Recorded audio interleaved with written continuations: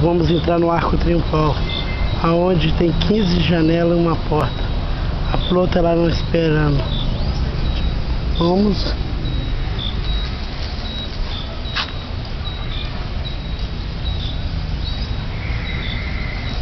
Essa é a porta principal, onde que tá a Flor. É um centro cultural. O pessoal dança à noite aqui. Essa noite. Vamos lá.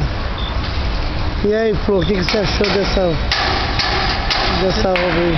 Muito bonita, linda demais. Tô adorando a cidadezinha. Vamos lá, bastante. Aqui é o Arco Triunfal, falei. E aqui é o salão das 15 janelas.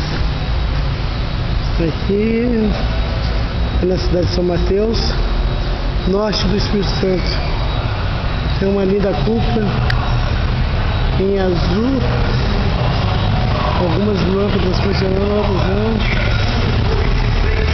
E aqui é o Centro Cultural de São Mateus, onde a terceira idade reúne para fazer seus bailes, onde as bandas de congo se encontram. E aqui vai fechando. Ah, ela fugiu da porta. Aqui é a vista externa. Centro Cultural, a praça, e do lado da praça a rodoviária.